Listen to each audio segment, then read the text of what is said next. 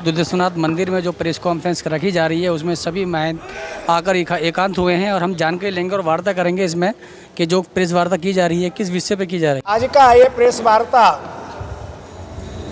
जैसा कि आप सबको ज्ञात है 22 तारीख को दिल्ली संत महामंडल राष्ट्रीय राजधानी क्षेत्र का एक दिवसीय अधिवेशन का आयोजन इस पावन परिसर में होना है।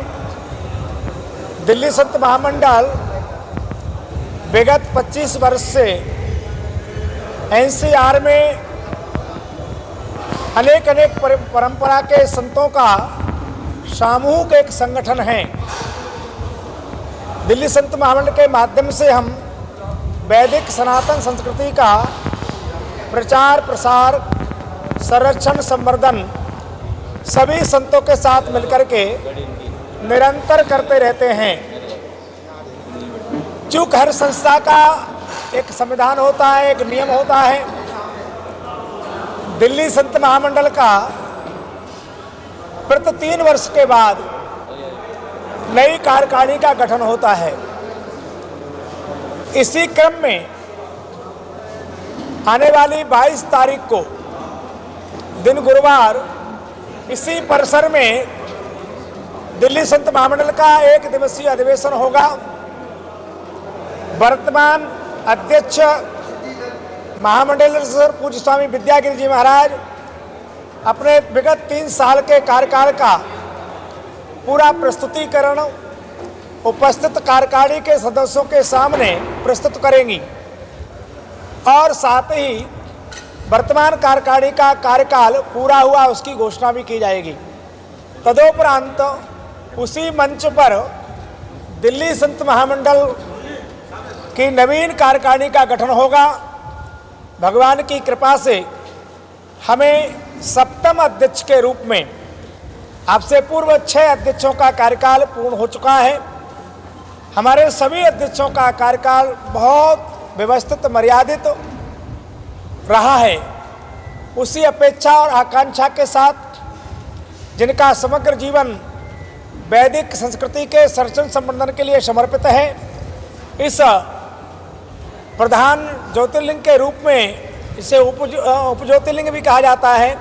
ऐसे दूधेश्वर मठ के वर्तमान पीठाधीश्वर पूज्यपाद महामंडलेश्वर पूज्यपाद श्री महंत श्री नारायणगिरि जी महाराज हम सबको अध्यक्ष के रूप में दिल्ली संत महामंडल का मार्गदर्शन करने की स्वीकृति आपने प्रदान की है।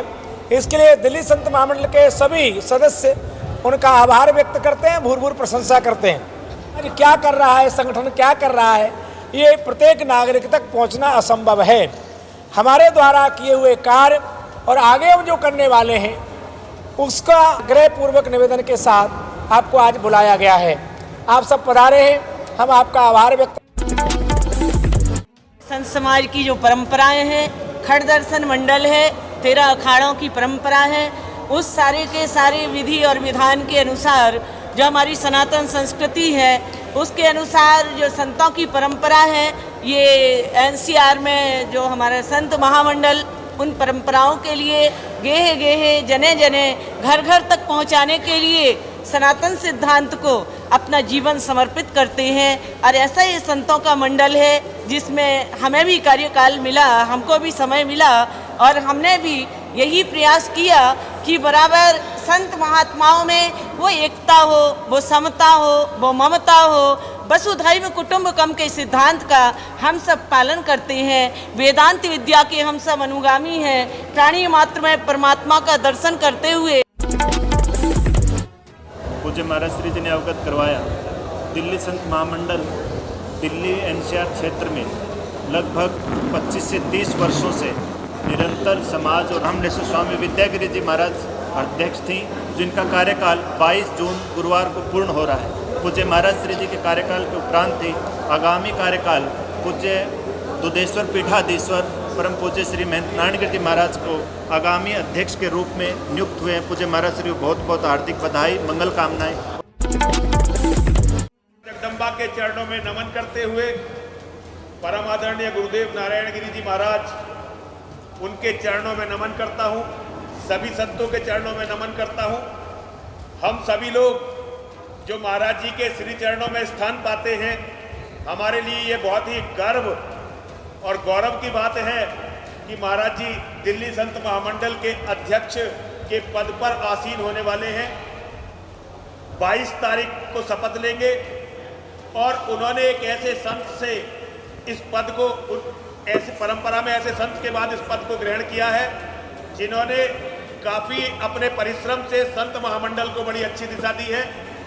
हमारे भाई महामंडलेश्वर जी, महामंत्री जी, जो संत महामंडल के महामंत्री जी हैं, नवल किशोर दास जी महाराज, उनकी और महाराज जी की जोड़ी संत समाज की संरक्षण के लिए, संवर्धन के लिए और संत परंपराओं की और संतों का समाज के साथ, केवल हम संत ही ना रह जाएं, खाली संतों का समाज के साथ जो समन्वय होगा, क्योंकि महाराज जी सारा गाजियाबाद जानता है, बल्कि पूरा देश जानता है कि महाराज जी का समाज के साथ बहुत अच्छा समन्वय है। तो पूरे संत समाज का समन्वय समाज के साथ दिखाई देगा, ऐसा मुझे पूर्ण विश्वास है। महाराज जी जो भी करते हैं बहुत अच्छा करते हैं।